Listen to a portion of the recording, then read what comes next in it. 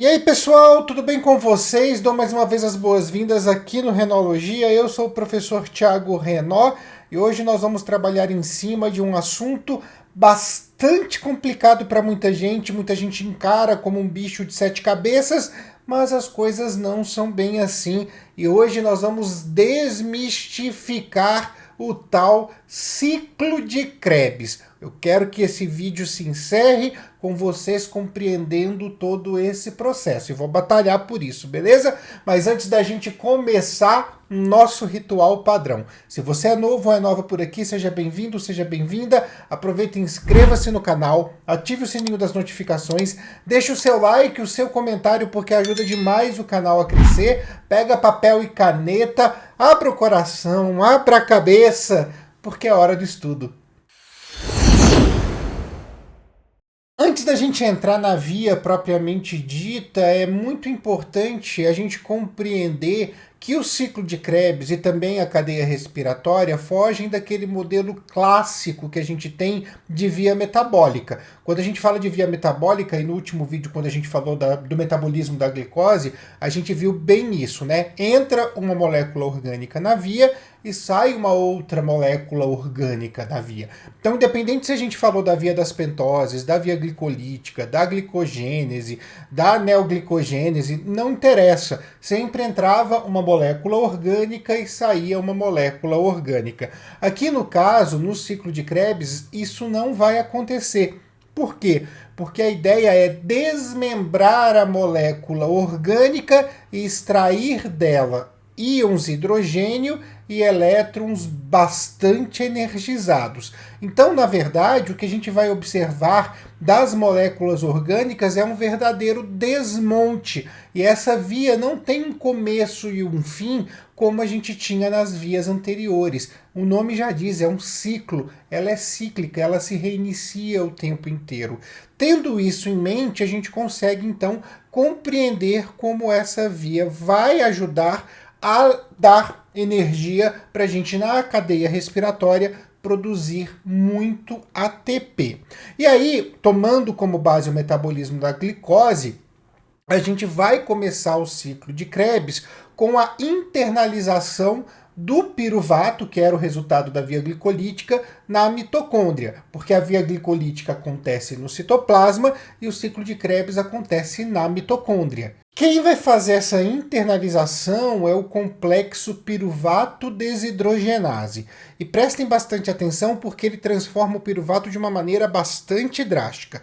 A primeira coisa que esse complexo vai fazer é tirar do piruvato um carbono e liberar então uma molécula de dióxido de carbono, gás carbônico.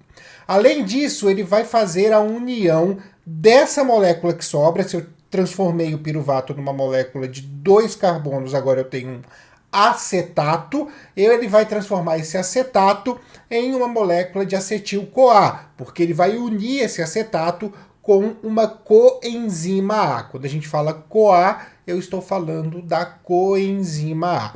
E é claro que nesse processo vai haver uma perda de elétrons e hidrogênio, então uma coenzima NAD+, vai ser reduzida a NADH. E aí a gente pode ver esse processo bem esquematizadinho aí na tela para vocês, tá?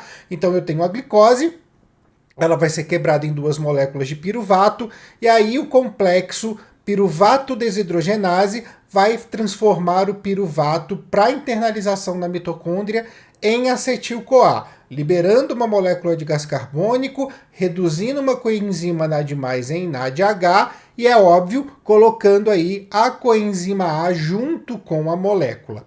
E essa coenzima A, ela nada mais nada menos que é uma mediadora. O papel dela nesse momento é fazer com que aquela molécula de acetato derivado do piruvato entre no ciclo de Krebs. Uma vez que a molécula entrou, ela não é mais necessária, então a coenzima A é liberada para poder resgatar um outro acetato lá atrás, em mais uma internalização de piruvato. Qual é a ideia agora do ciclo de Krebs? É retirar dessa molécula de acetato os 2 carbonos que faltam, liberá-los na forma de dióxido de carbono e também liberar íons hidrogênio e elétrons energizados, esses vão para a cadeia respiratória. E aí, quando a gente tem o ingresso do acetato no ciclo, nós vamos ter a união dele com o oxalato, que é também conhecido como ácido oxalacético. O oxalato mais o acetato vão dar ácido cítrico. O oxalato tem 4 carbonos, o acetato tem 2 carbonos e o ácido cítrico, então, terá 6 carbonos. A ideia é tirar esses 2 carbonos derivados do acetato para voltar de novo a ter uma molécula de ácido oxalacético para reiniciar o ciclo de Krebs, ou seja, para dar continuidade nessa grande roda gigante metabólica que nós temos. E aí, para a gente poder compreender, nada melhor do que ver o ciclo inteiro. Então, dê uma olhadinha que eu trouxe essa imagem para vocês, tá bom? Bem, a gente pode perceber aí claramente, então, o nosso primeiro passo, que é o piruvato virando acetil-CoA e liberando o primeiro gás carbônico e reduzindo a primeira coenzima NAD+ para NADH. E aí, então, a gente tem a entrada do acetato no ciclo de Krebs, unindo-se com o ácido oxalacético. Dessa forma, a gente libera a coenzima A e formando, então, o ácido cítrico. A partir de agora, é trabalhar para quebrar os carbonos que faltam, eliminar os carbonos que faltam. O primeiro vai na transformação do ácido cítrico para ácido alfa-cetoglutárico. E a gente percebe que nesse processo se reduz mais uma coenzima NAD para NADH. A coenzima A entra de novo no processo para poder fazer mais uma transformação e liberar mais um carbono. E aí a gente vai ver então o ácido alfa-cetoglutárico sendo transformado em succinil-CoA e mais um carbono do acetato indo embora na forma de dióxido de carbono e mais uma coenzima NAD reduzida em NADH. O succinil-CoA, que é agora uma molécula de 4 carbonos, igual era o ácido oxalacético, está unida à coenzima A, ele precisa voltar a ser o ácido oxalacético. E aí a gente vai então ter a seguinte situação. Vamos transformá-lo em ácido succínico, e a gente tem aí nesse caso geração de energia. No caso da molécula do esquema, a gente tem uma GDP transformada em GTP, que é o que acontece em alguns organismos, mas a maioria vai transformar ADP em ATP normalmente, tá? Como funciona na maioria, tá? Aí o ácido succínico vai virar ácido málico, como perdendo hidrogênios e elétrons, e aí reduzindo uma FAD+ em FADH2. O ácido málico vai fazer mais uma redução, vai perder também um hidrogênio, vai reduzir uma NAD+ em NADH, e aí o ácido málico dessa forma volta a ser ácido oxalacético, que vai poder então capturar mais um acetato e reiniciar o ciclo de Krebs. Como resultado do ciclo de Krebs, o que eu tenho? 2 moléculas de gás carbônico, 3 NADH, uma FADH2 e um ATP.